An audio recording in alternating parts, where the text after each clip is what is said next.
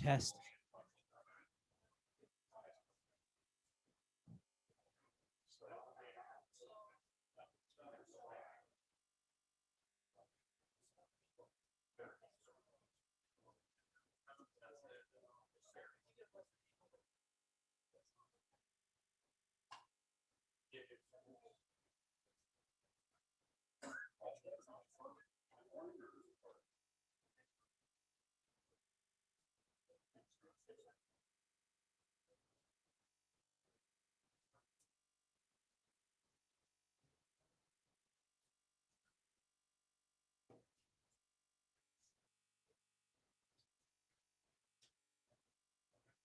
I speak pretty loud.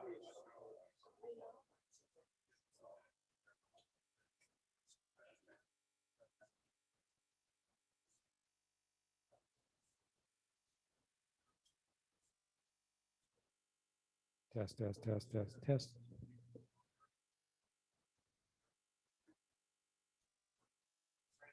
Test, test, test.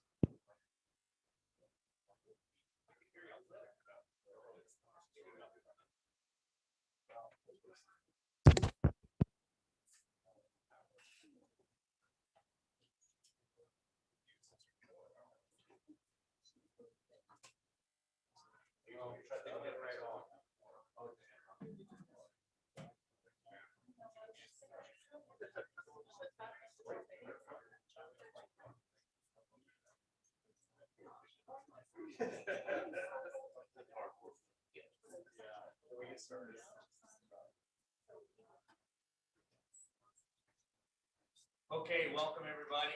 Thanks for being here. Go ahead and open this special meeting to order of the City Council and Planning Commission.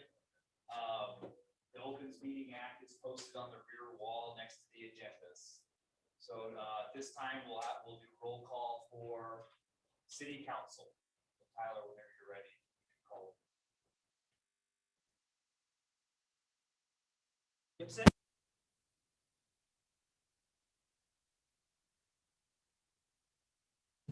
Ellis? Here. Coons? Here. Ganem? Here. Yerger? Present. Jensen? Here. Sukram? Here. Legband? Here. 8 council members are present, Mayor. We'll now have roll call for the planning commission. Landholm? Here. Hager? Present. Nielsen? Sawyer? Washburn? Here. Lathrop? Here. Forrice? Here. Carlson? Here. 6 planning commission members are present, Mayor. Okay, very good. So we'll move on to item 1 on the agenda. And tonight we have our members from House Sale Levine here, our consultants for the comprehensive plan and our UDC update.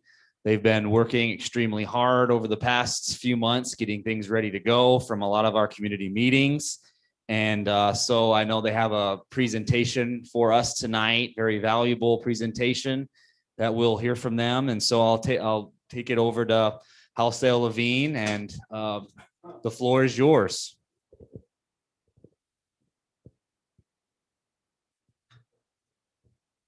Yes. Thanks.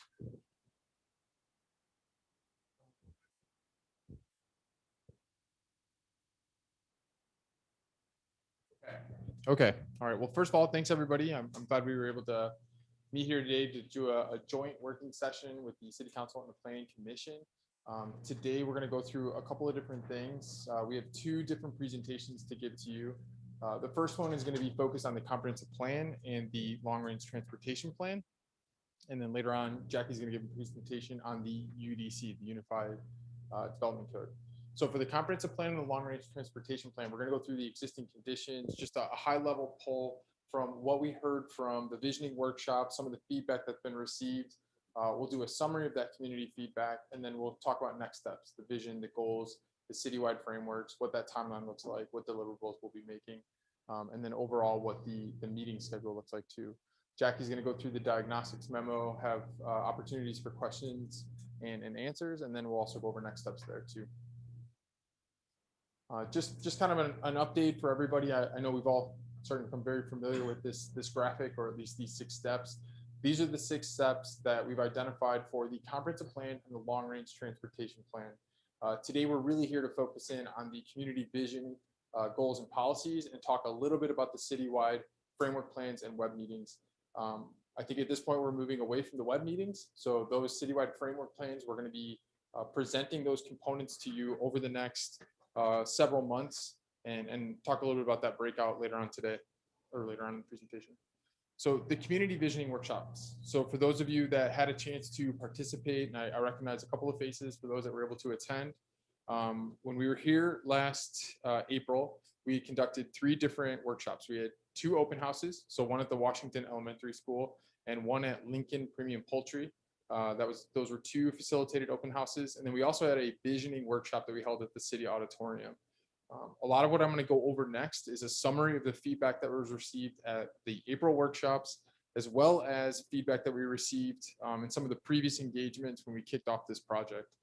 I just want to reiterate, these are not our recommendations. These are not our plan's focus, so much as this is feedback that we heard from the community. It's the kinds of things that we're going to want to address in the plan.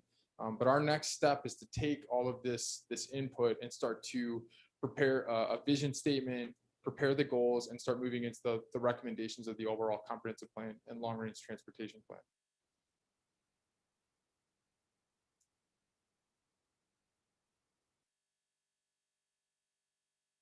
Oh, okay. That makes sense. So any questions about that part? Okay.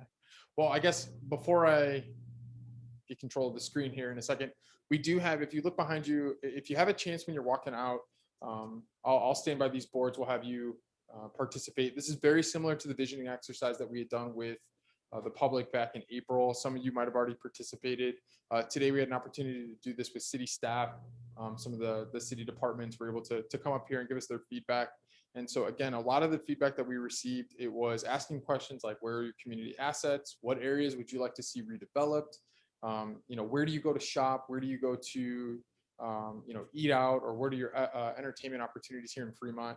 And then we also asked people, what do you like most about Fremont? And then also what would you like to see? The future of Fremont would be better if, and a lot of the feedback that was received from the group there is what we folded into part of what we're going to talk about today in the summary of the visioning feedback. Good to go. Almost.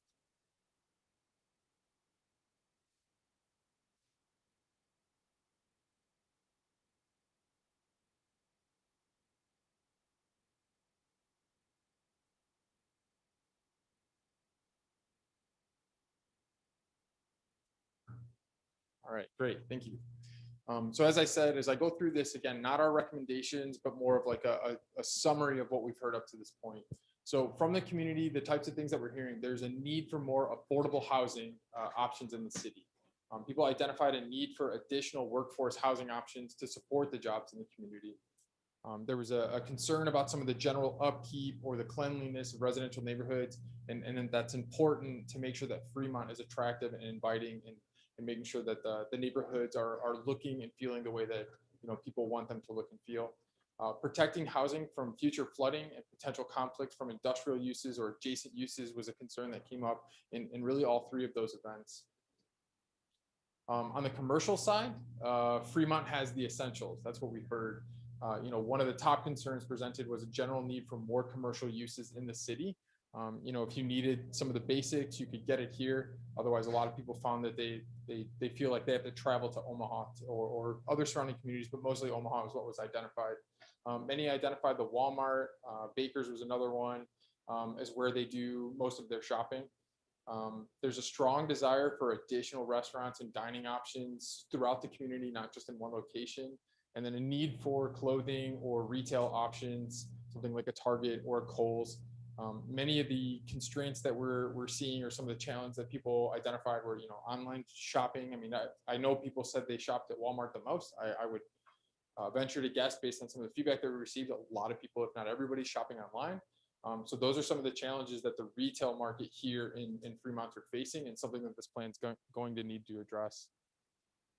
The downtown was actually a really interesting conversation. So if you go over and look at the board later tonight, and I can show a photo of what the visioning board looked like when we did this with the community. It's really interesting. So, up by, 23rd on the corridor, a lot of blue stickers. That's where people are shopping. That's where they go for their entertainment. There might be some other areas that were very heavily identified as redevelopment opportunities. The lakes were identified as these community assets. The only place that had all three stickers consistently was the downtown, because people see it as an asset. People see it as, maybe there's some opportunities for redevelopment, but also people see that as that's the place I go to shop, or that's where I want to go to eat, or that's where we go to eat. So it's just a unique place. Downtowns are this unique aspect to a community, and there's an opportunity to improve it. There's an opportunity to include shopping and dining and entertainment options. Utilizing incentives to attract the right types of businesses to the downtown to revitalize that area was something that we discussed. People would like to see more green space, more outdoor seating, more public gathering spaces. This isn't a term that we're hearing from the public, but this is something we call like third places, third spaces. There's a place that you work, there's a place that you live.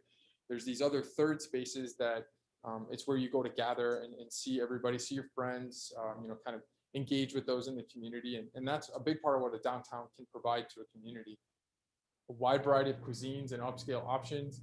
And then participants identified several redevelopment opportunities, vacant buildings or storefronts, vacant lots, opportunities for improving a sidewalk or a road, opportunities for open space. A lot of these were discussed when we were talking about the downtown. Industrial, several identified the factories in the south of the city as a great place to work, a great employment center, something that they want to make sure we don't lose sight of as we start to plan for what should happen here in Fremont. And there are some industrial conflicts with the adjacent residential areas. So some of the residential areas are too close to or are up against some of these industrial users, and that just generates some challenges, some effects that we want to make sure that the comprehensive plan provides better guidance on. And then a desire for industrial areas to be better connected to the community, either via public transit, completed sidewalks, making it easier to pass over some of the railroad connections or railroads. Those are some of the challenges that we heard about industrial.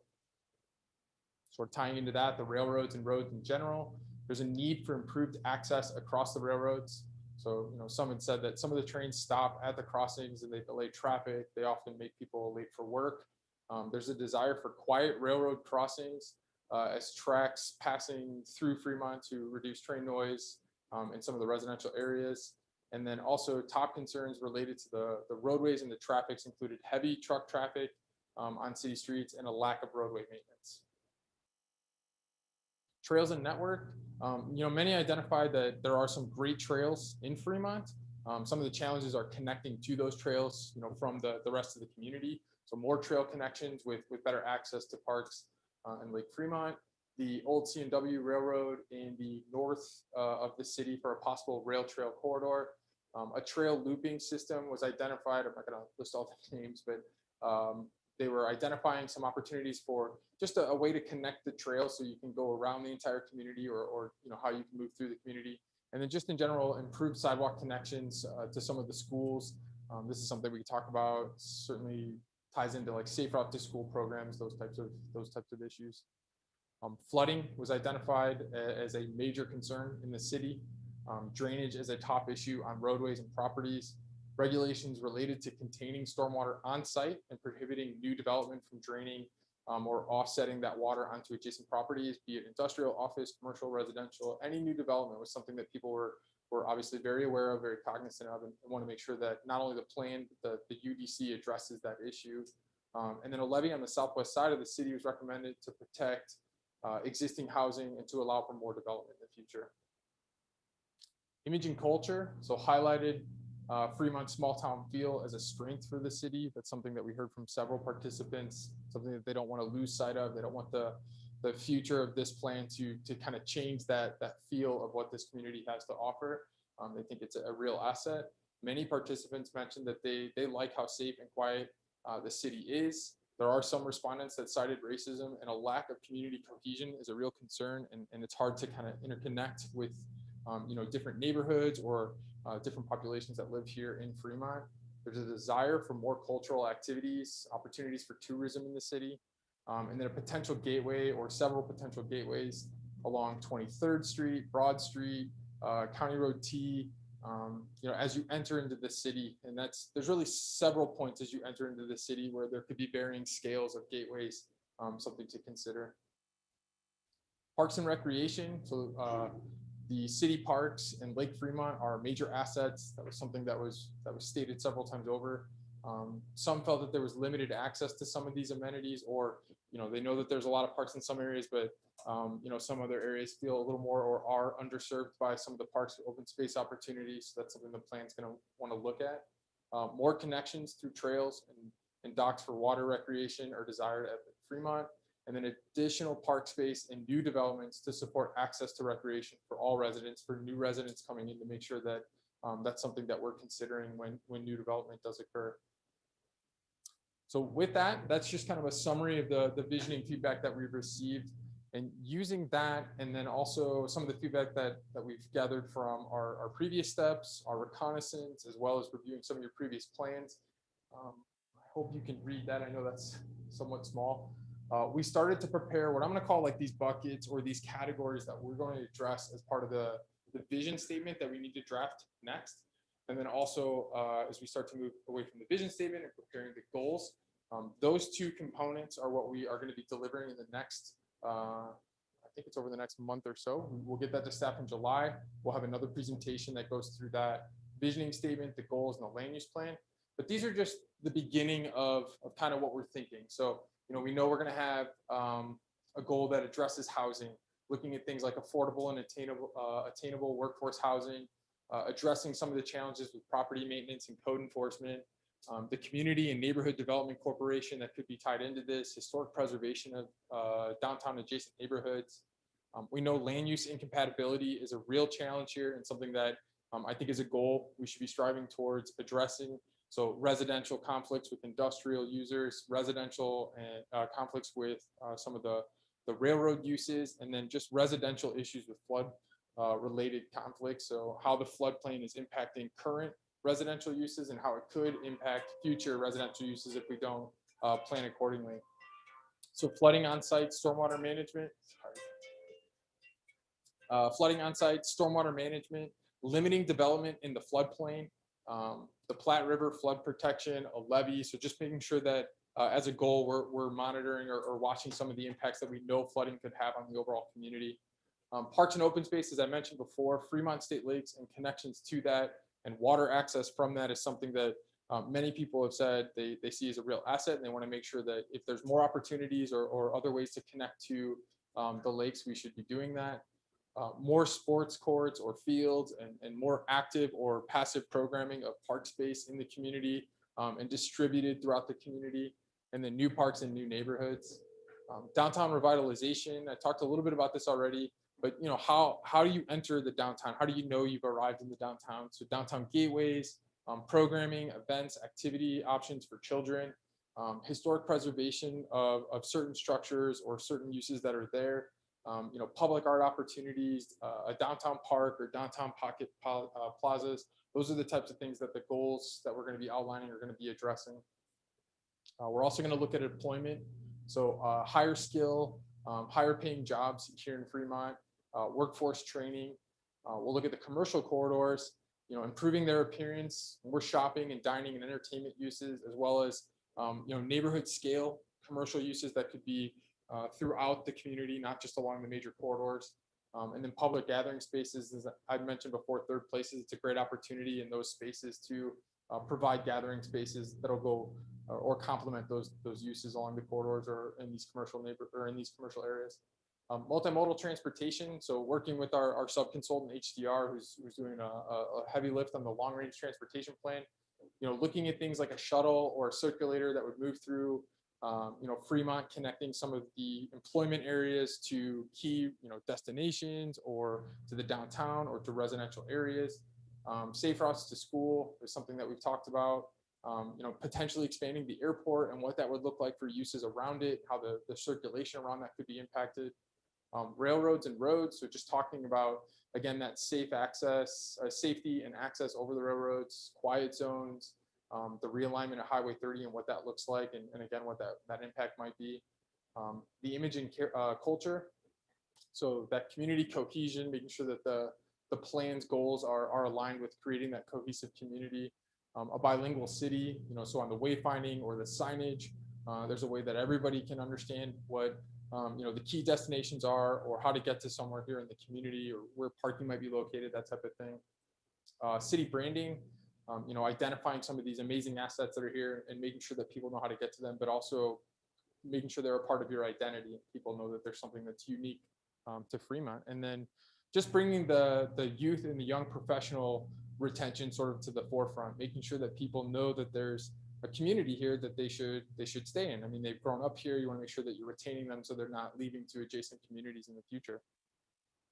So those are just the beginning of our vision statement. Obviously, it'll be a little bit more comprehensive next time we present. The vision statement is typically a narrative. It'll be drafted in either a retrospective or a kind of in the future, Fremont will be this type tone, and then the goals will follow that vision statement and set these broad policies, these broad targets for what the plan needs to address. Everything that comes in after that, policies, recommendations, actions, should be achieving what's happening in the vision statement and what's been stated in these goals. One last bit. So the next steps for the comprehensive plan and the long range transportation plan.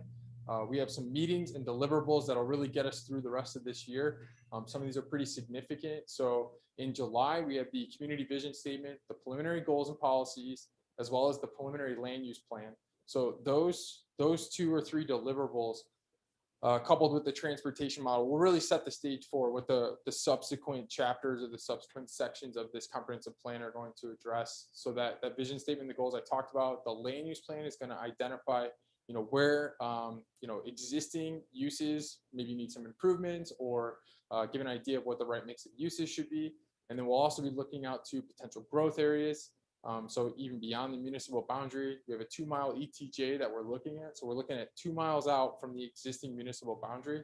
It doesn't mean we're planning for all of it. We're not going to identify everything as a future use. Some of it may remain what it is today, but we will identify some opportunities adjacent to the municipality's boundary now, and starting to head maybe further to the east, or a little bit to the north, or a little to the west. And then in August, we'll be coming back here. We'll do a presentation with this group to go over those deliverables. We'll also be conducting a student and youth workshop, which we're really excited about. We're still kind of working with the school on specifically what day that's going to be, and ultimately what that agenda is going to be. But the idea is it'd be like a workshop with the students to zero in on talking about the downtown. How do they experience the downtown now? What would they like to see there? We were thinking like a charrette style or a design exercise. And then hopefully, if we can time this well, the students that participate in that workshop during their class time could attend the workshop at night and present as part of maybe a table at our event, some of their ideas, some of their concepts. And I think you'll be surprised. We've done quite a few workshops with students. They're very perceptive. They hear what their parents say, despite what they tell you. And they also, they know where they like to go outside of this community, or where they like to go here. So you get some pretty interesting ideas. Then in September, we'll deliver the housing framework, the economic development framework, and the downtown sub area. Those 3 deliverables are going to really follow up what we've talked about in that land use plan. So we're going to zero in and talk about, broad level. This is where all of the land use changes might be happening in the land use plan. But more specifically, here's what it looks like at a residential level. Here's what it's going to look like at a commercial or industrial level. So that's what the housing and economic development frameworks will accomplish. The downtown sub area is a more detailed look at a very specific and important aspect of Fremont. So that downtown sub area is going to come with recommendations about streetscaping, beautification, built form, some strategies that would talk about how, if these areas are going to improve, they could improve, or this area is going to improve. So it's not just a physical plan. There's going to be some policy and recommendations there to hopefully set the stage for real implementation.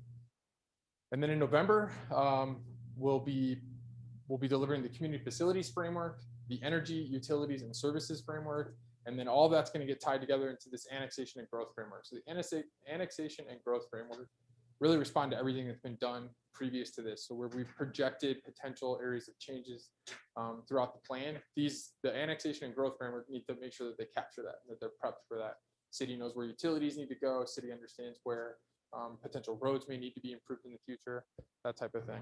And then in January, which seems really far away, but I think it'll be here faster than we think, we'll have a long-range transportation plan project and strategic assessment. So what that's going to do is take everything that we've talked about up to this point and start to specifically identify what roadway improvements might be needed, what infrastructure improvements might be needed, and tying that to a model that's assigned to the land use that we've projected. So a lot of this is talking to each other. That's our job, kind of working with HDR to make sure that it all comes together in that deliverable. And then at each one of these points, we'll be meeting with the steering committee after these key deliverables to talk about, the housing framework, economic and downtown suburb plan.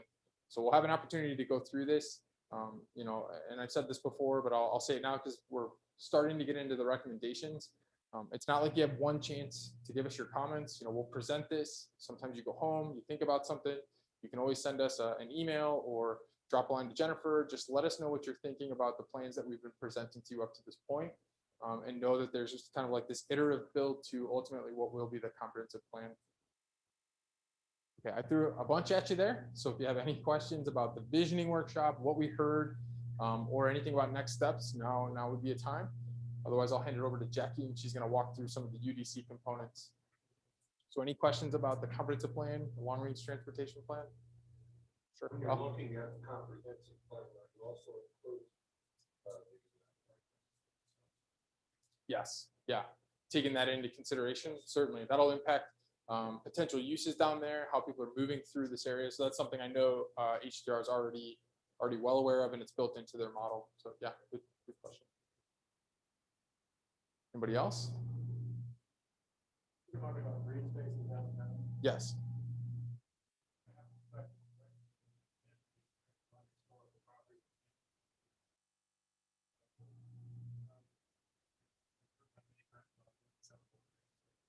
Sure. Yeah, and again, that's feedback from the community, and I've walked the downtown several times. I know many of you, I mean, you all live here, you're well aware. When someone says they want green space, I think inherently they're thinking parks, but that's not the only way you can get green space into a downtown. So I think it's more on us to say, you know, we hear you, we know you want more open space. Let's provide some more creative solutions at a smaller scale throughout, as opposed to like one big open space. You have open space adjacent to the downtown to the north, some a little further to the east. So it's not that you're lacking open space. I think you're just lacking the connections or a thread that kind of makes this feel like a greener space. So I do think there's some great opportunities in the downtown. I don't envision taking like a block offline for a park. I don't think that's realistic. But I do think there's opportunities for like little pocket spaces that will be incorporated. Sure. Are you seeing in Dodge County with our ETJ, because back when I was on the council, we amended it from Saunders County, brought a portion of it into the middle of the Platte River on our southern side of Fremont. Yeah, so I think at this point we're planning in this county. So if that's something that this group wants to explore or talk about, we certainly can. Okay. But yeah. Anybody else? Okay, well, I'm gonna go sit down. Jackie's gonna walk through the UDC. If you have any questions, as she's going through hers, please feel free.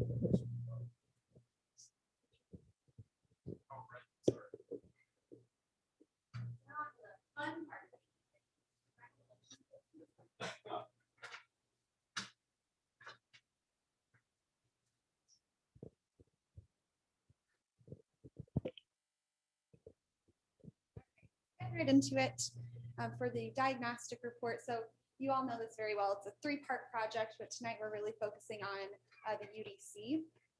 And so we're going to be going over a overview of the diagnostic memo. It's pretty high level. Once we get your feedback on some of these more high level concepts, we'll be incorporating that into the memo itself.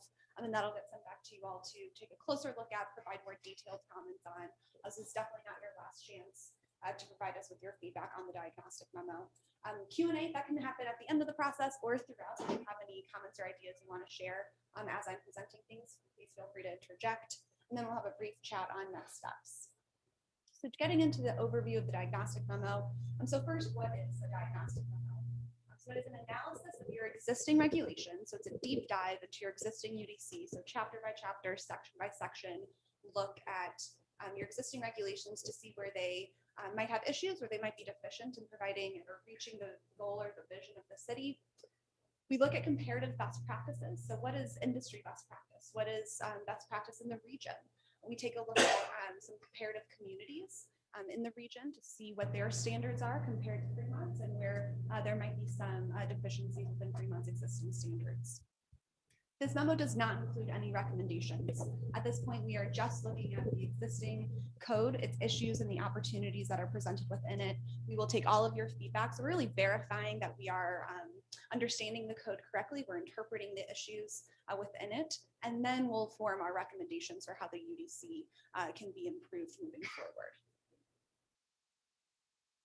So the outline of the memo, first we have our overall observations for the code as a whole. Then we get into the section specific issues. Best practices are in the comparison community standards. Those are tied in throughout the specific issues for each section. So starting off with our overall observations. So one of the big issues that we see with your current code is that there's the structure of the articles and then of the sections within each article. It's not very straightforward or linear. So it can be difficult for a code user, especially someone who's not interacted with the UDC before, to really understand all of the standards that might be applicable to their property, how to get through a development approval process. So really wanting to look at that structure of the articles overall. There are some paragraphs within the existing code that are really long. That have a lot of requirements, a lot of standards all built into one paragraph. That can be really difficult to follow. So best practice is to break that out into subsections, into bullets. So it's really easy to see in like a checklist format, all of the standards and the requirements that would be applicable to a certain use or a property. There are some cross-referenced text in the code. So you cross-reference another section of the code and then you explain what that code section is saying. So sort of there's no purpose of having a cross-reference if you're just going to reiterate or repeat the same text in this other section. And that can really make it difficult if one code section is amended to have that consistency in the language if there is the same text all over the place.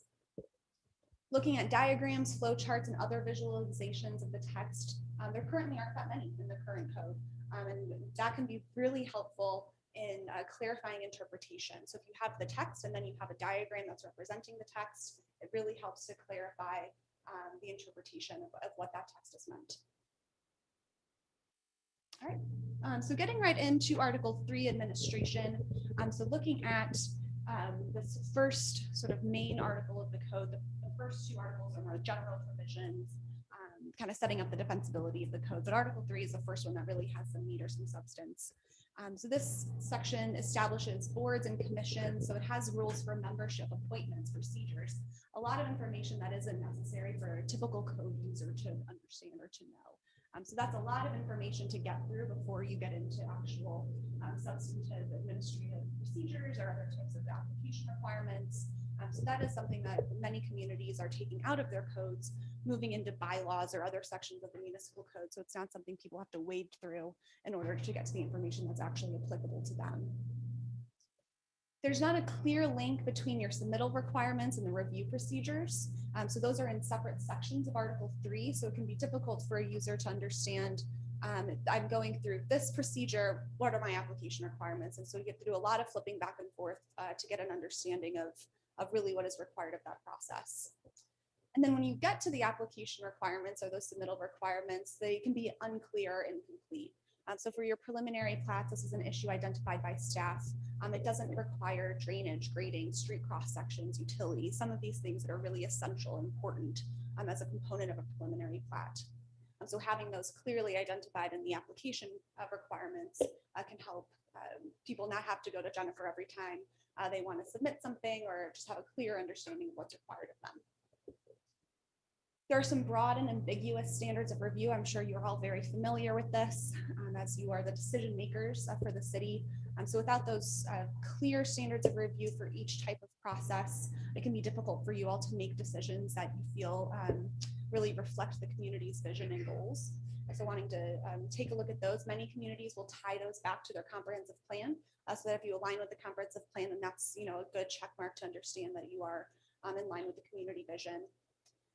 There's some pretty complicating language for your nonconformity standards. It can be unclear as to how much you can reinvest in your property if it's non-conforming, when you have to bring your property into conformity.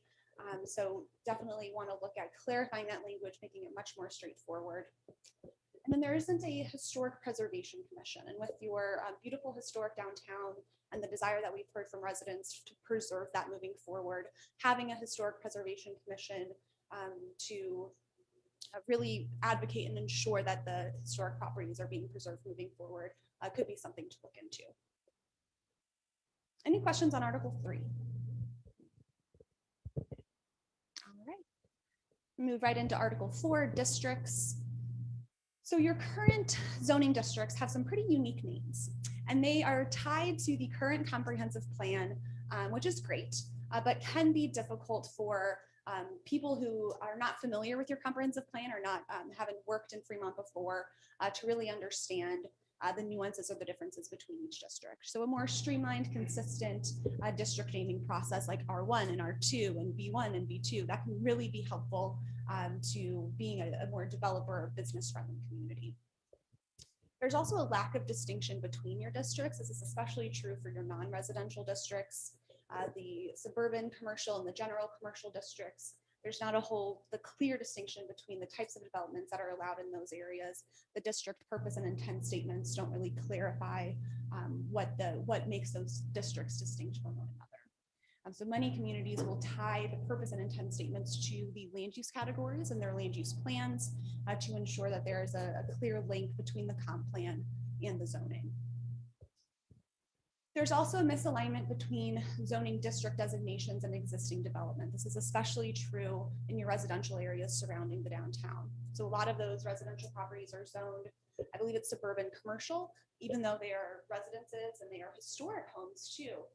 that you would want to preserve and see continue to be residences moving forward. So not only can that inhibit or detract from reinvestment into those properties, it can also make their taxes higher. And I don't think that's something we want to burden our residents with. So we definitely want to look at those district designations and rethink those perhaps. So Article 4 also discusses planned unit developments. So typically we would see planned unit development standards, since it's a process, a development approval process, not within your district standards, but within your administrative standards. So that's the first thing. The second thing we noticed is there's a lack of standards of review.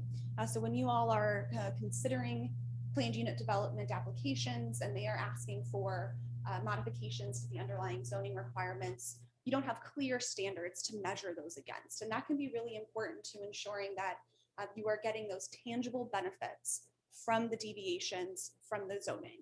So if you want smaller lots, you provide more open space. That would be one tangible benefit that the city receives from providing that relief or modification from the regulations. So wanting to look at standards of review, and again, tying that back to the comprehensive plan. And then lastly, this is more of a minor issue, but PUD amendments aren't addressed. So if someone wanted to change something about a PUD, they would have to go through a whole process, like a whole new PUD process, which could be appropriate if it's a major modification, but if it's minor, something small, that doesn't really change the purpose and intent of the vision of the PUD, perhaps an administrative modification could be established or approved. Any questions on Article 4 before we go into Article 5?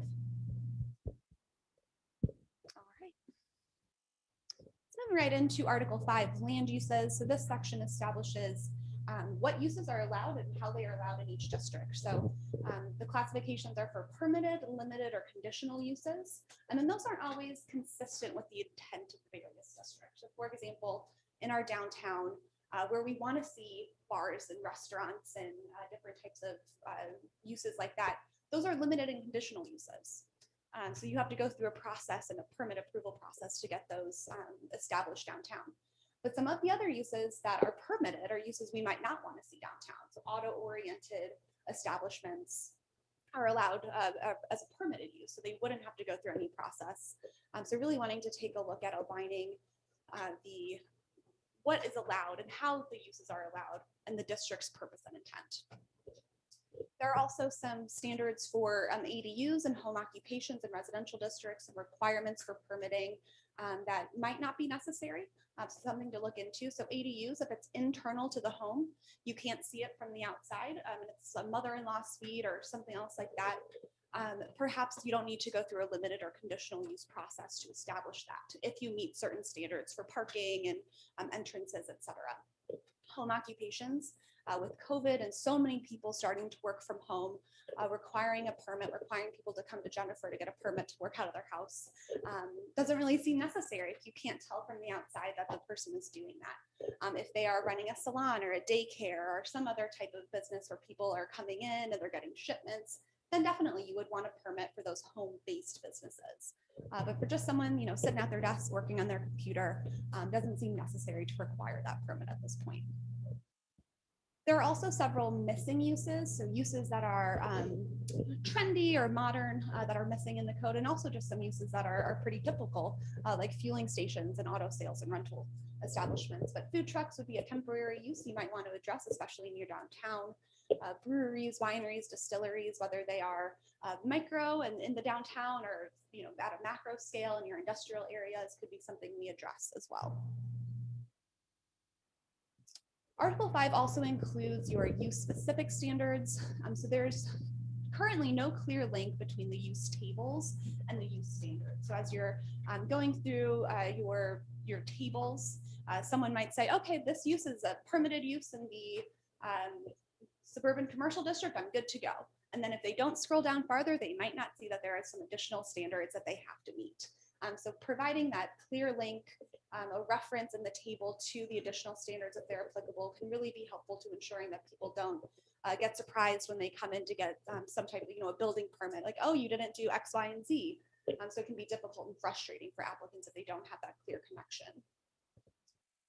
We also found some standards that might be unnecessary or overly burdensome. So the requirement for a majority of uses to take access off of an arterial or collector roadway can really limit where development can occur. There's also not a good definition included in the UDC for what an arterial or collector roadway is, or what map you need to reference to find what those roadways are. So that can cause issues of interpretation.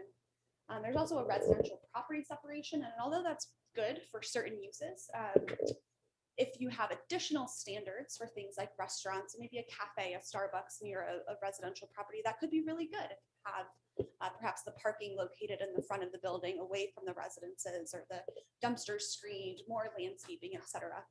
So you may be looking at reducing or eliminating those residential property standards if there are those additional standards that are held to that development. Do you have a question, Brad? Oh, I'm sorry, I thought you raised your hand. Did you? Yeah, I have Please. a question. Just turn something for a little bit on the distilleries, breweries. Now, we currently have a brewery under construction. And we might say there's a coding that supports that, or It's not addressed in the code, no. So I imagine that was interpreted under another use, a broader use category. But a lot of communities will distinguish breweries, wineries, and distilleries because they could be appropriate in industrial areas, or they could be appropriate in your heavier commercial areas. Whereas a lighter industrial use would probably only be appropriate in industrial areas. All right. So moving on to Article 6, the character, scale, density, and intensity chapter. So in the districts, and I didn't go over this enough when we were talking about Article 4, but each of your districts has varying functions within it, which is pretty uncommon. I have not seen that before in all of the codes that I've worked in. So typically you would have one zoning district and it would have one function. It would be your low density residential district. Currently you have various kind of functions within each district, which can make it really unclear as to what the district's purpose is, what type of development is supposed to occur there. And varying standards for each of those functions really just reiterates that difficulty. So there are some districts where there's a minimum square footage of 10,000 square feet for a lot, up to 3 acres. So how do you apply that? What standard do you hold that to? And then how do you administer that moving forward? What's that minimum requirement that they have to adhere to? And so wanting to look at really streamlining those dimensional standards. So there's one standard per district instead of multiple for different functions within the district. We also want to look at testing the lot area and width standards and their applicability to existing development. So you might have a lot area minimum of 10,000 square feet, but all of the development in that district is 6,000 square feet. So everyone has to come in and get a variance if they want to do something simple like add a porch, or a back patio.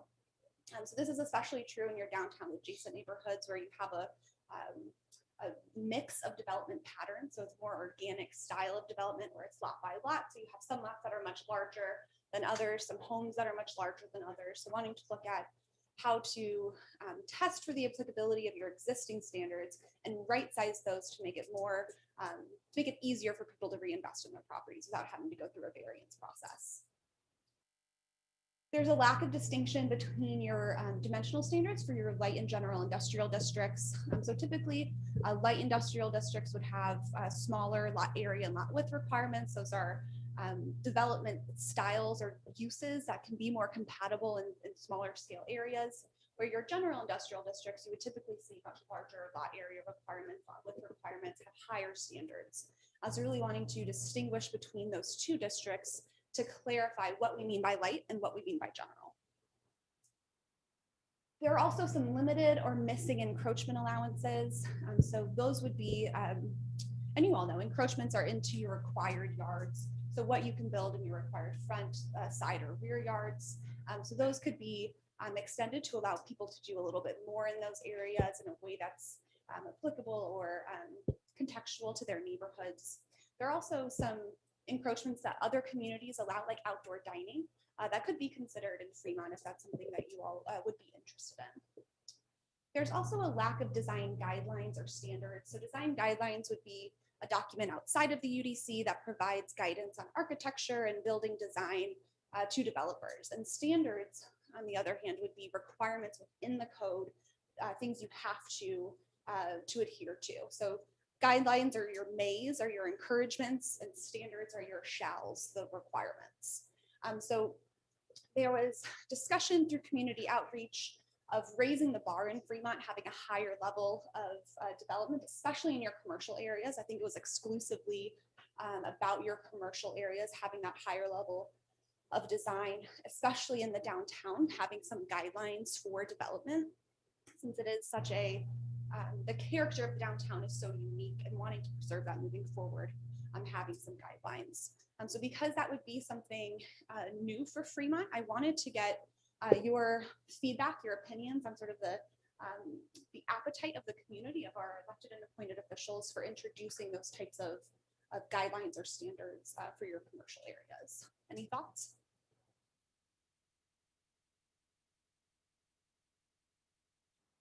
Please. Yes, when I think of downtown development, Fremont has the same character, if you will, like the New Market. Not, I think, pursuing that kind of exploration. Why have that same potential? Not as friendly. Availability to live above business, those kinds of things.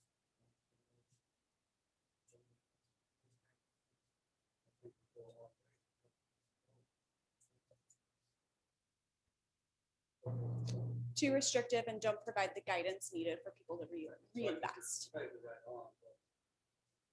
Okay. Not just there, like design standards for other things.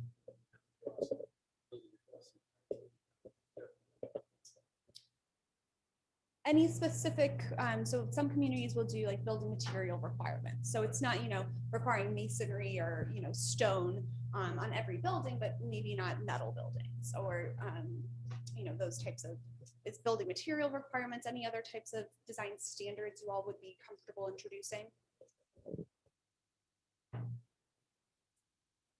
Along with the design standards. That is the businesses that are. Insurance company is not going to be going downtown. Unless you're, that person. So I don't know how you calculate that.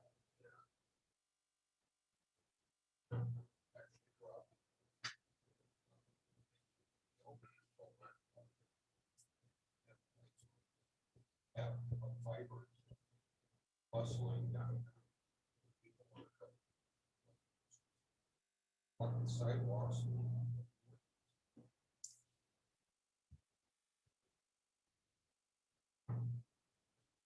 Nothing against churches, absolutely nothing. But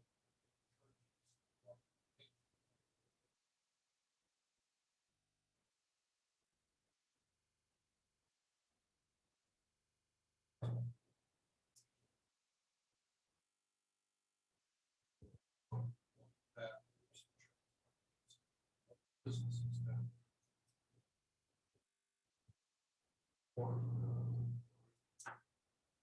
And that is a great point. The types of uses that are in a downtown are really an important factor in making that a vibrant area. And through the comprehensive plan, through that downtown sub-area plan, we'll work to determine what those right uses are, what that right mix of uses are. And then we definitely have tools within the UDC that we could establish to really see that come to fruition. So offices, having those only be allowed above the ground floor. So your ground floor uses are your coffee shops, they're your retail establishments, the things that generate activity and foot traffic, so that we're not, like you said, closed after 5. And we have a more vibrant, attractive area to come in and gather.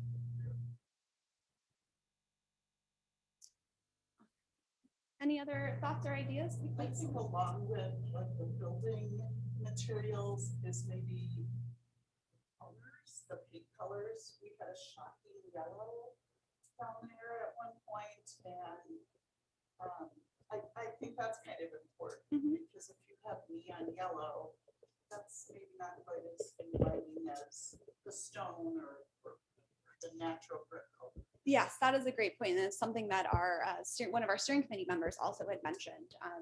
So that through a zoning code, you could, be super prescriptive and get really down into the nitty gritty as to the tone of brick that's allowed and all of that. Or you can be much more on the other hand, where you just say, you can't be neon. You can't have, those really horrible colors. That you can do anything else except for neon. That could be one approach too.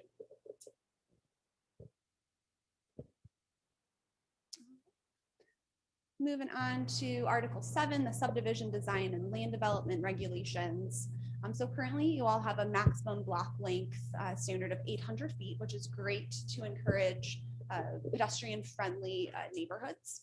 But there's currently an exception to that requirement, to that maximum, if you provide a mid-block pedestrian crossing. So then you can go up to, I believe it's 1,200 or 1,400 feet of block length. And although the pedestrian mid-block crossing is, it's a great amenity to have, it doesn't provide more connectivity within the development itself. So looking at creating more connections so that you're not just walking down the same block for forever, to encourage more pedestrian activity and connectivity. Another thing to enhance connectivity within subdivisions is looking at your cul-de-sac limitations. So those are currently pretty complicated to get through and to understand. So looking at something that's a little clearer. A lot of communities use a connectivity index, what looks at the number of blocks versus the number of intersections. And then you would divide one by the other and you get a number. So typically it's about 1.2 or 1.4 would be your number to you have to meet that connectivity index minimum standard. So it doesn't prohibit cul-de-sacs. You are still allowed to build subdivisions with cul-de-sacs, but you can't have every street be a cul-de-sac. There's a minimum level of connectivity that has to be provided. Not only is that great for residents as they're trying to navigate their neighborhoods, it's also much better for public safety as well. There are currently some unclear review and decision-making responsibilities. So on the administrative level, on the staff side of things, who's responsible for reviewing drainage or grading standards, making sure that all of the developments are meeting those city standards. So ensuring that it's clear what public works is responsible for, what the planning department is responsible for. So we don't have any misconception as to who is reviewing and reporting on what. And then last but not least, the lack of open space or parkland dedication requirements. So one of the things we heard through our community outreach quite a bit is that there are some areas of the community that don't have great access to parks, and that as more of Fremont develops, we have more neighborhoods, more subdivisions, providing that parkland or open space within the development itself. So this would be common areas that would be not people's front yards or backyards. It's not the open space on someone's lot. It would be more communal, I guess, open space areas. And that could be, active park spaces with jungle gyms and other sorts of park equipment, or it could be just open spaces. A lot of communities will allow for the detention ponds that are required for stormwater to have. If you have a trail that goes around it and some nice benches, that can count towards your open space because that's a nice public gathering area. So we know that open space and parkland dedication requirements have been a hot topic in Fremont in the past. So we wanted to get your ideas and opinions on moving forward, since we know that there's a community desire to have more parkland, more open space as a part of new developments, what your appetite is for introducing that as a requirement in your subdivision regulations. So again, I want to open it up to you all, have some ideas or feedback about open space or parkland dedication requirements, and reintroducing those in your subdivision regulations.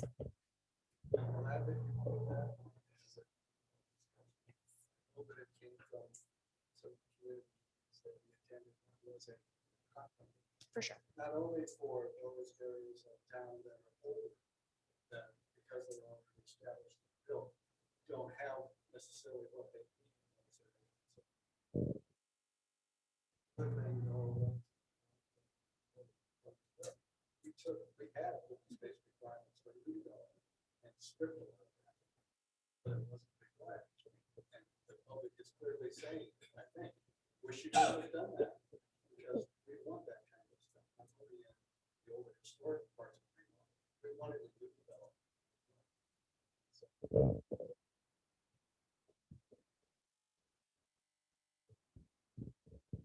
That's what I'm hearing. I Yes. think you're hearing that as well. And I think we were, and I'm not I haven't seen what those requirements were prior to them being removed from the current UDC. But I think what I've heard is that they might have been too onerous or not well defined, so it was difficult to administer or enforce those standards. But yeah, I definitely think if there's a political will, a desire to reintroduce those types of requirements, definitely want to rethink. Don't want to just go back to what was in the code previously. But make sure that they're right sized for the community. And I would just add this relative to the somewhat changing the culture. There's a lot more emphasis on outside family gatherings that we historically found in the school lots and the parks. There's more than ever before by the that is contemplated in our comprehensive. Definitely. Sure that you're accommodating the needs of that changing demographic. Yes, that's a great point. And how do we activate our parks so that they're attractive to people as the demographics in the community shift is definitely something to be considered. Any other ideas or comments about open space or park lane dedication requirements?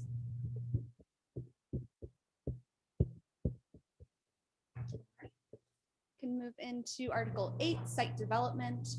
So this is a pretty lengthy article. It has a whole lot of text within this one section of the code. So we do have several slides to go over the requirements here. First one talking about parking. So currently your parking minimums seem to be pretty in line with industry best practice. You're not requiring too much parking for any particular use. If there are particular uses that you frequently see requests for variance for minimum parking standards, we can take a look at those. So that might be a Fremont unique situation. But typically those minimum requirements are aligned with those industry best practices. But you do not currently have any parking maximums.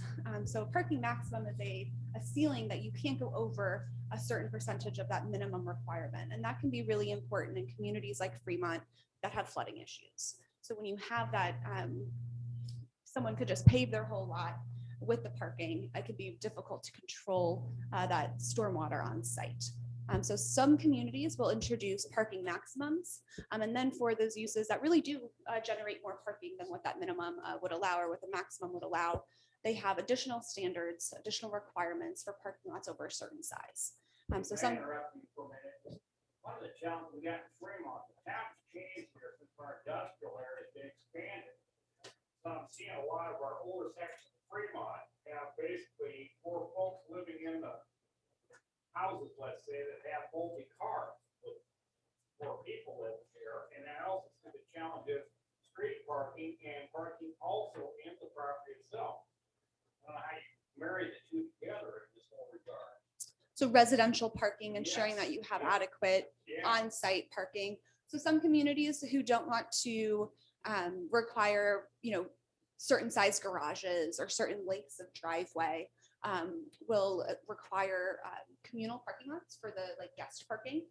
So you would have a neighborhood, a subdivision that would have sort of small, typically at the end of subdivisions or other kind of dead end streets, little parking lots that people could, if you're having guests or you're having a party or something, it's not taking up all the street parking. So that could be something that we look at and address for especially mixed residential developments that might have duplexes and single family homes all sort of in the same development. That could be one way of controlling that residential parking without requiring 2-car garages or driveways that are 40 feet long to accommodate multiple cars. Right.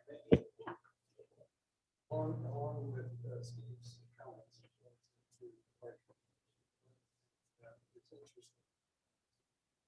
As we change the type of residential housing to allow answer and more multi-family, to your point, and we all drive with vehicles, etc.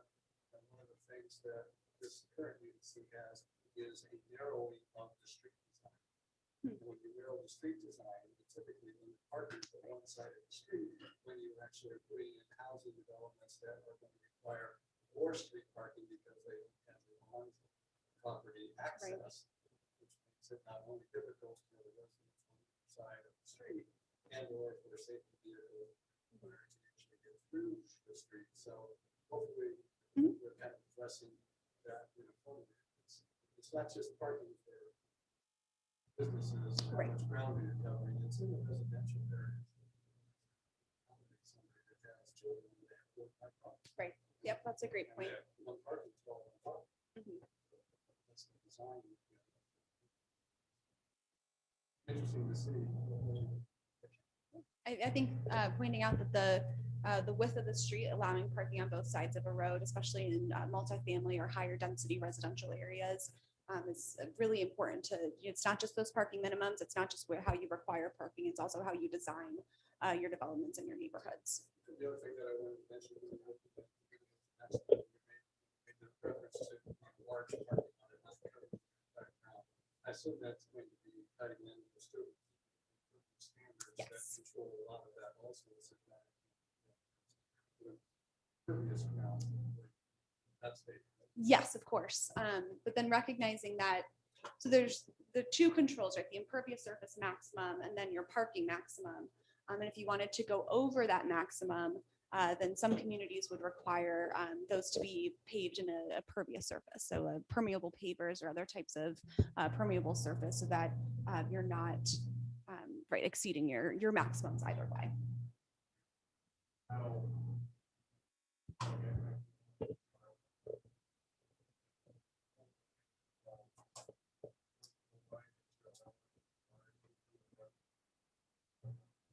And is it a battle internally within the city or is it a battle with developers who are wanting narrower or wider? Okay.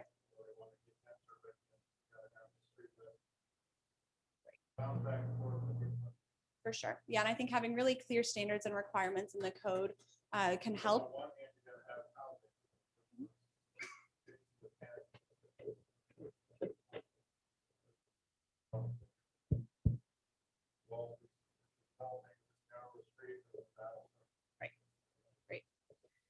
Yeah, housing that does, new housing is definitely a need, but new housing that doesn't work for the residents, doesn't work for the community is not going to be beneficial in the long run. It's a short-term solution for a long-term problem.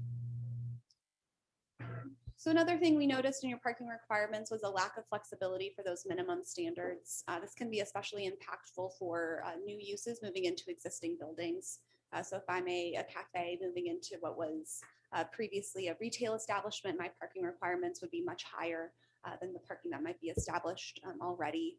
So allowing for some flexibility from those standards to provide a little more flexibility for new uses moving into existing buildings. And this could be something that is approved administratively, so they wouldn't have to go through a variance procedure, wouldn't have to meet those the standards of review for variances, could be something to consider. Your shared parking table is really difficult to interpret. I've seen many a shared parking table, and I've not seen one that requires so much math, so many calculations, and so many different determinations as to when a use is operating, when its most common operating hours are.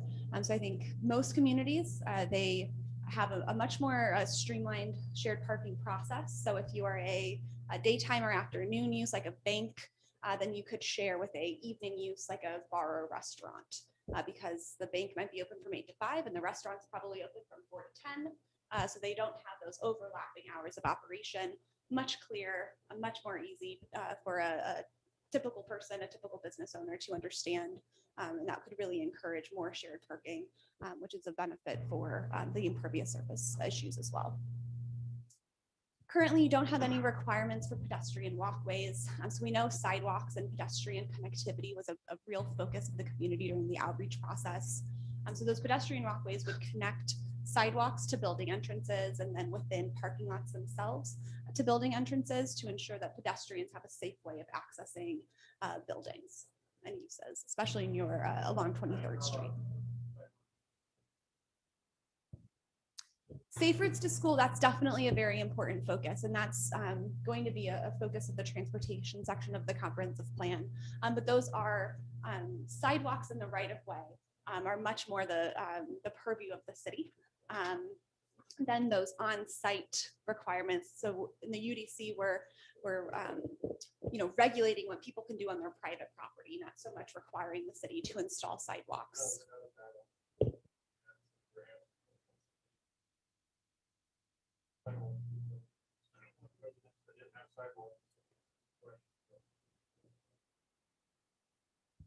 Didn't want to put in the front yard, even though it's an actual.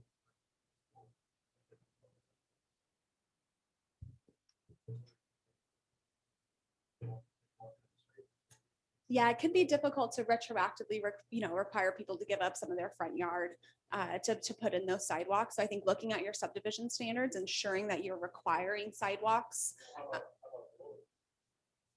So that's a really tricky, and that's not something the UDC would regulate. Right. So that's why in your new neighborhoods, by establishing those requirements up front, so we're building our environment to include sidewalks. So that's not something the UDC would address. That's more so something that would be in the comp plan process. Yeah. I just remember that. Yeah, on that account, whenever you're building anything new, you're required to put in a sidewalk when it's not there. Well, I'm not. Talking about like that. Yeah. I know, I understand, but if you start from new on the site, in that regard, you're required to put a sidewalk in front. I'm talking about what it is. Mhm. No. You're right. Yeah, so that's more of a planning issue, something that'll be addressed in the comprehensive plan. The UDC is really addressing new development going forward. And to your point, if you're completely redeveloping a site, then you might have to put in those sidewalks, but then you have that's a really incremental approach to developing a sidewalk network. You have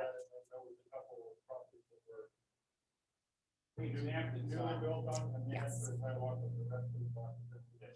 Right, and so then you have one little bit of sidewalk and someone gets excited, they can walk and oh wait, it ends. Yeah. Say, you know what, I think I'll do the same thing. Yeah. Along the same line. Probably doesn't go here, but I want to ask you so I don't forget. Yeah, of course. One of the things that we have that we know is a problem in our area is may or may not work as effectively as it should, but at least we have code that applies to it. Mhm. Parts of town. We have a significant need to the established part of town. What we've had is major difficulty saying these rules have to be applied in these areas. And we haven't yet discussed that, but we're taking all that into account. We have code that either is featured structure, historical versus new, or somehow we have to be able to. We have a major part of the town.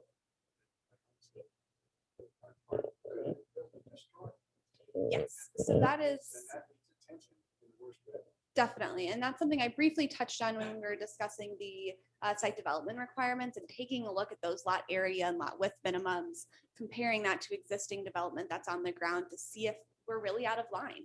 And that could maybe show that in your newer neighborhoods, your newer subdivision developments, that things are working really well. In the neighborhoods surrounding the downtown, on the other hand, it's not working well at all. And we need to really rethink how we regulate those areas. And that could lead to recommendations for a new district.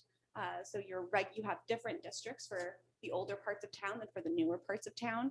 So we have more flexibility in our standards. A lot of communities will have, especially in residential neighborhoods that have developed more organically, where our lot sizes aren't all 60 feet wide and 10,000 square feet. The standards are based on averages. So if on your block, the average front yard setback is 25 feet, then a new development would need to meet that 25-foot setback. So you have a rhythm, a pattern of development and redevelopment that you see, but you're not holding a historic, an older part of the community to standards that a new subdivision is being held to. All right. So the next part of the site development, so Article 8 does actually not include driveway standards. That's actually located in a separate section of your municipal code. But since the UDC is meant to contain all of your land development regulations, we thought it was important to mention driveways.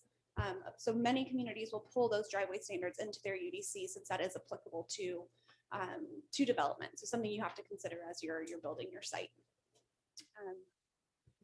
So the current standards that are outside of the code, I believe they're in chapter 8 of the municipal code, are lacking and could lead to some driveways that are really, really wide, especially as you meet the property line, as well as excessive curb cuts. So it doesn't limit the number of curb cuts on a lot.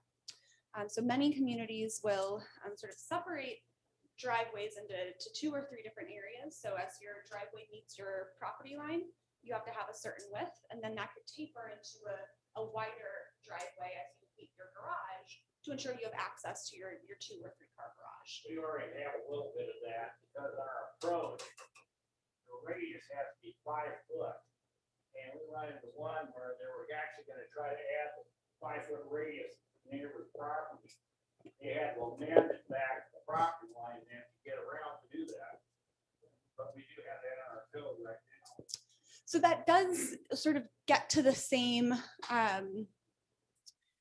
standard or requirement in certain circumstances, but that wouldn't address all circumstances, right? So And plus, we also have a maximum of 32 feet width.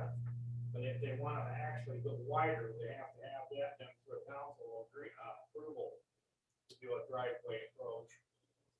right, so Within a municipal, by the way. so 30, yes, but 32 feet, that's still really wide for a curb cut, especially in a residential area. You might need that 32 feet at your garage, so you have access to all of your spots. But as you're meeting the sidewalk, wanting to limit that width, so that to improve visibility, especially for kids as they're biking around their communities or as you're walking around, walking the dog, you don't want to be kind of putting yourself in situations where you have to cross paths with vehicles too often. There are also no standards for driveways that reduce impervious surface. So a lot of communities, especially with flooding issues like Fremont, are introducing standards for ribbon driveways. So instead of one big slab of concrete, you have 2 strips of concrete and then impervious surface down the middle. So that's a way to still, access your garage, access your property, but to limit your impervious surface. All right, so moving into landscaping, buffering, and screening. So we have several slides to talk about this topic, but first, sort of an overall observation is that your current standards are weak or lacking as compared to some comparison communities, and we'll go through those comparison communities in more detail in the following slides.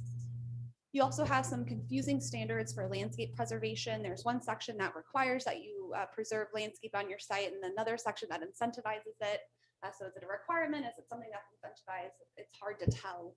So wanting to clarify between the two would be very helpful in ensuring that you have that consistency in interpretation.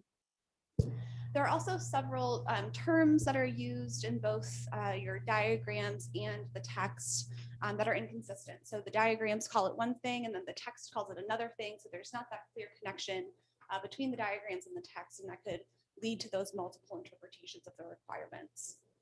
There are also some ambiguous terms that are used, small tree and large tree. Without good definitions, it could be difficult to know what you mean by that. I could consider a canopy tree a small tree, and Nick might consider an understory tree a small tree, and who's to tell the difference and who's going to know what's right. There are also a lack of requirements for where landscape is required on the site. So there's an overall amount of landscape that's required, but there's not a whole lot of direction on where you have to locate that on your property. So now we want to get into some comparison communities. So we know that buffering, screening, and landscaping were topics that were brought up in community outreach quite often, but people were on both sides. They didn't want to see more requirements because they didn't want to be overly onerous. They didn't want to make it more difficult to invest in the community. The other side of the coin, people wanted a lot more standards. They really wanted to improve the appearance of the community over time. So we wanted to take a look at other communities in the region to get an understanding of what would put Fremont at a disadvantage, what's too much, and then what's just the right amount. So for parking lot landscaping, we looked at Columbus, Grand Island, and Laramie. So Laramie's on sort of the high end of what they require. So they require one landscape island for every 10 spaces. That's quite a lot of landscaping within a parking lot. Grand Island only requires like perimeter parking lot screening. So when the parking lot is adjacent to a public right of way, then you're required to have a screening yard. Columbus requires internal landscaping if your parking lot's over a certain size. So if you're over 3,000 square feet, you have to put in those parking lot islands. And then when that's compared to Fremont, you can see that there is kind of a sweet spot in the middle that you all could consider. That would not be as onerous as Laramie, but wouldn't be quite as lenient as what your requirements are currently. So for buffer yards, we took a look at Columbus, Grand Island, Laramie, Kearney, and Bellevue. So we actually looked at all of these communities with the other standards as well, but some of those communities did not have buffer yard requirements. That's important, or the parking lot requirements. So that's also important to keep in mind. But for many of these communities, actually all of them, they have higher standards for the width of the buffer yard, as well as the amount of landscaping that would be required to be planted in those buffer yards. Then finally, for our screening standards, so all of these communities have requirements for screening of elements that Fremont does not currently require screening of. So currently the city requires dumpsters and recycling bins to be screened, but these other communities also require outdoor storage, loading docks, ground mounted and roof mounted mechanical units, other features on site that would be required to be screened in these communities that are not currently required in Fremont. All right, so moving into the last section of Article 8, signs. So signs are always a touchy topic, especially with business owners, because there's a perception that the bigger sign, the more business you're going to get. It's really going to make a big difference in drawing in people if you have a really big, tall sign. And that's not necessarily true. If you have too many signs, too big, too tall, just too many along a corridor, that can cause visual clutter. That can make it difficult to distinguish one sign from another, to tell where a business is located. So right sizing those sign area and sign height standards, those maximums, to the size of the lot, to the width of the road, all of these other ways to ensure that the sign is right for the lot, for the use, and not just overly cluttered along the corridor. The tables that are included in this section are really, really long. So you have your headers at the very top, and as you scroll and you scroll and you scroll, you forget what each column means. So definitely want to take a look at streamlining those tables, making them a little easier to follow. You also lack standards for some specific sign types, especially your ground mounted signs. So those are currently classified as freestanding signs, and there's no distinction between monument signs and pole and pylon signs, which would require or have different standards that could be established between the two. There's also an inconsistency between the types of signs that are allowed in a district and the district's intent, especially in your residential areas. You allow a lot of sign in your residential districts, and not just for non-residential uses like churches or schools, but a resident could put up, I think it was like a 32 square foot wall sign, like just on your house. And no one's done that. Obviously, we haven't seen that happen in Fremont's neighborhoods, but someone could take advantage of that, and that could really change or alter the character of your residential areas. So wanting to take a look at limiting signs, especially in your residential areas, ensuring that the pedestrian-oriented districts have pedestrian-oriented signs, and your commercial or auto-oriented areas have signs that are more appropriate for that audience. So ensuring that you have some consistency, the sign types that are allowed and the intent of the district. Please. That might be interesting to explore is residential versus what Yes. because we had some issues with that will fit the current standard. And then you're trying to preserve the character of it. So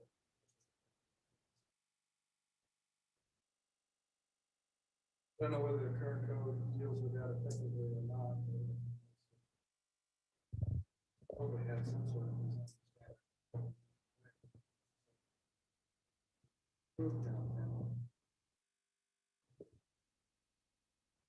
Definitely. I think one of the most important restrictions on signage, especially wall signs in a downtown area, would be to prohibit them from locating an architectural feature. So if you have cornices or other types of architectural features, you can't cover those up with your signs. A lot of those old buildings have pretty clear, sign plates, name plates, and just utilizing those spaces rather than covering up windows or other architectural features is really important to preserving that character.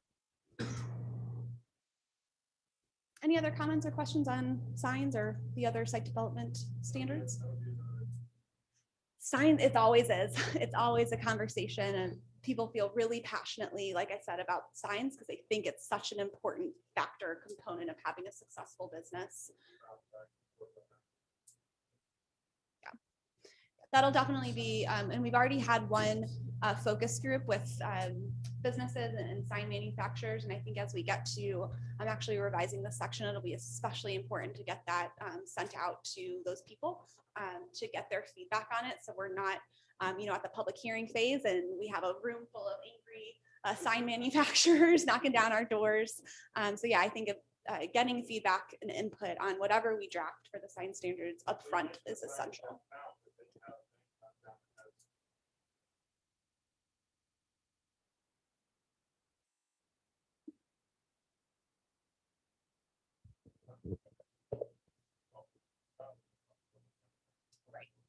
Right.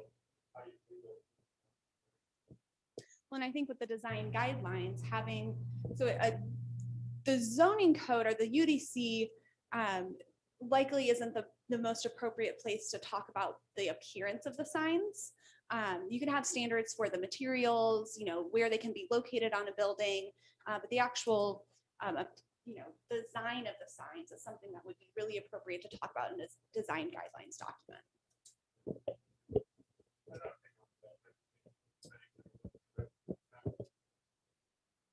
There's no consistency. It seems like it's part of the general commercial district along 23rd Street for sure.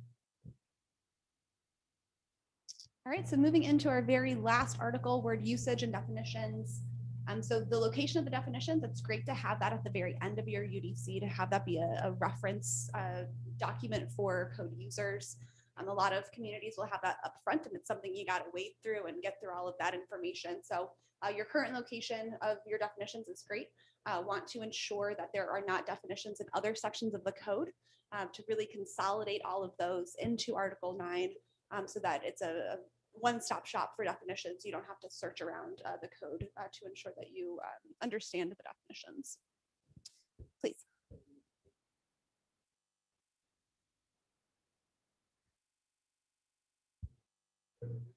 Discussion on that topic.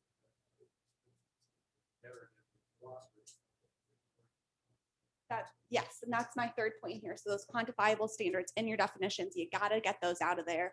They have to be in code sections that are much more applicable. So if I'm looking at my use standards for cafes, then I know that these are the standards I have to follow. I don't have to be surprised by, oh, this hidden requirement in the definition. So really wanting to move all of those quantifiable standards outside of definitions and just having definitions be definitions. And also wanting to ensure that we have definitions for all of the terms and the phrases that we need within the UDC. I know that there were a couple definitions that we addressed early in the process to ensure that we had some clarity for terms. But as we go through, as we make those amendments, maybe include additional uses or additional regulations or standards, ensuring that everything is clearly defined. So you all have the sort of baseline standard to interpret things by. Please. Find the use of shall, will, and may. Shall. Put me on the spot there. Shall would be, so we definitely want to include a definition for that. So you typically would do that. So like these words are something that's required. Well, I'm not looking for a definition as much as I am how it's used. Body of the. Oh, like how I would utilize the words shall, Exactly. will, and may. So shall is something that is required. You have to do X. May is something that is, the city may approve this. So it's not we may approve limited uses if you meet these standards. The city doesn't have to approve the use. They may approve the use if these standards are met. So that's more, it provides the city more flexibility. So it's not a requirement that you are allowing something to go in, as long, if they meet the standards, there is some discretion that leaves to the use or whatever it might be. And then what was the last one? I believe that would be a stronger, more of like a shall. So you will do something as more of a required word. I think you need to be consistent to use, I prefer shall. I think that's clear that it is a requirement. And I would typically use that consistently and only use, and not use will, because that could be confusing, but may would be in those circumstances where you want to have the discretion or the flexibility.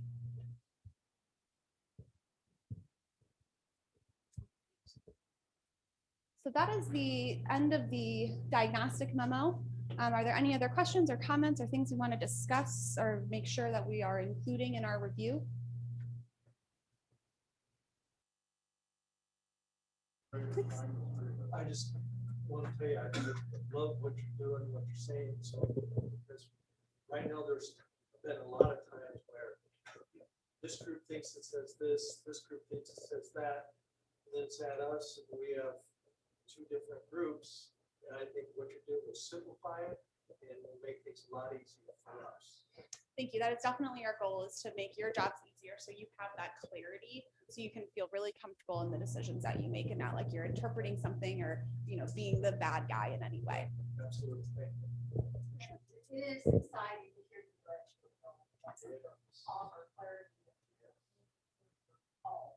Very good. So glad. Yes, of course. Of course.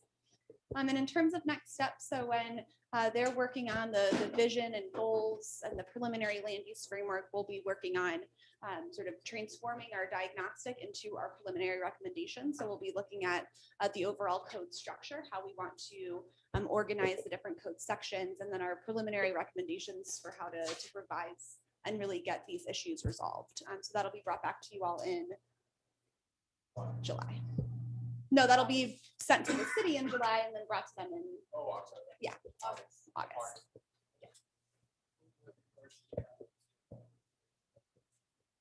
think it would be important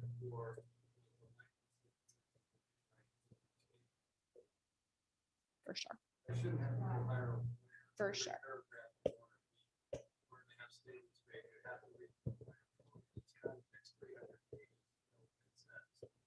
Totally agree. Do that. Clear as possible. Definitely eliminating, That's not possible, I realize. and that's when the definitions come in handy. Yes, yes. I think it's criminal to have lawyers write zoning codes because they're not using zoning codes. But I think a layperson needs to be able to understand it, needs to be able to interpret it. They shouldn't have to hire a lawyer. They shouldn't have to go to Jennifer to get clarity or understanding on the code. But yeah, definitely eliminating all that legal jargon, making it just clear English, and the diagrams, visualizations really help with that too. Very good. Awesome. Jackie, Nick, thank you for coming out. I think you, with your existing conditions report, I think you nailed it. I think you're on really the right track with the UDC with the comments that we've heard. And great job with the work you've done so far. So we'll keep going in this process. So like I always said, this is a marathon, not a sprint. So, but we're halfway through the marathon, huh? More than that. Third of the way through. Okay. Very good. Well, I'll take we need a motion to adjourn. We'll start with council, so. Okay. Second. It was late, man. Gibson? Yes. Ellis? Yeah. Coons? Yes. Ganem? Yes. Yerger? Yes. Jensen? Yes. Sukram? Yeah. Lakevant? Yes. Motion carries 8-0. Been planning need a motion to adjourn. I'll make a motion. Second.